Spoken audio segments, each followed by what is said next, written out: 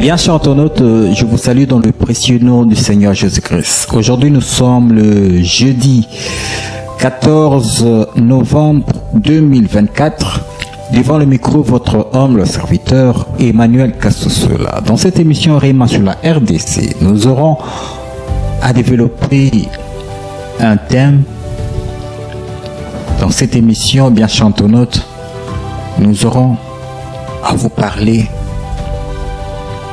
Dans ce temps, nous sommes le temps du soir, le temps où l'Afrique, précisément la RDC, doit jouer un rôle capital, un rôle très important avant la fin de temps, avant l'avènement messianique qui doit survenir dans toute l'humanité.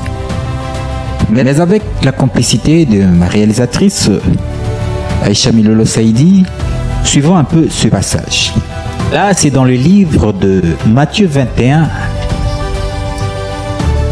verset 43. Il est dit ceci: le royaume des cieux vous sera enlevé et sera donné à une nation qui en rendra les fruits. Là, c'est le Seigneur Jésus-Christ qui est en train de prophétiser sur la nation d'Israël.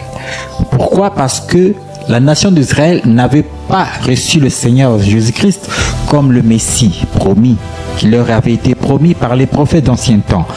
Et étant donné que le Messie, le Seigneur Jésus-Christ, qui était venu en Israël comme le Messie promis, n'a pas été reconnu en Israël, voilà pourquoi au temple de Capharnaüm, en plein temple, le Seigneur prophétisera sur toute la nation en disant que le royaume des cieux vous sera enlevé et sera donné à une autre nation. Voyez-vous? Et là, le Seigneur Jésus-Christ avait prophétisé sur l'élection d'une autre nation, autre que la nation d'Israël. Et cette nation qui est l'heureuse élue, c'est notre nation, la RDC. Voyez-vous? Et c'est la RDC qui doit jouer le rôle que devait jouer Israël. Mais étant donné que la nation d'Israël n'a pas reconnu le Messie, le Seigneur Jésus-Christ comme le Messie, et voilà pourquoi c'est la RDC qui est censée élever le Seigneur Jésus-Christ comme le Seigneur et Sauveur sur le plan étatique, jouer cette mission du temps de la fin avant que survienne l'enlèvement de l'Église, avant que survienne la grande tribulation, avant que survienne la fin du monde. Voyez-vous? Parce que nous devons avoir la connaissance du temps. À quel temps sommes-nous, bien chers internautes? Nous sommes arrivés au temps du soir.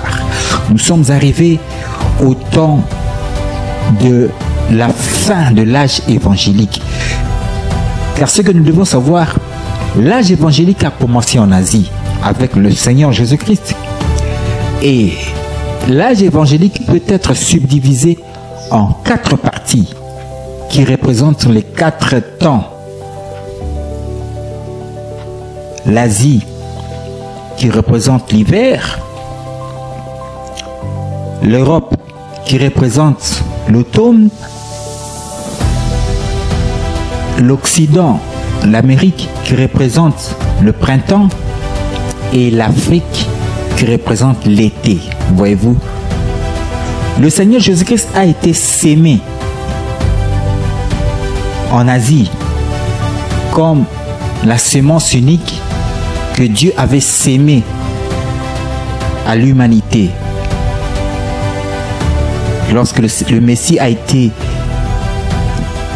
s'est révélé en Asie, il s'est révélé comme le fils premier-né. Voyez-vous?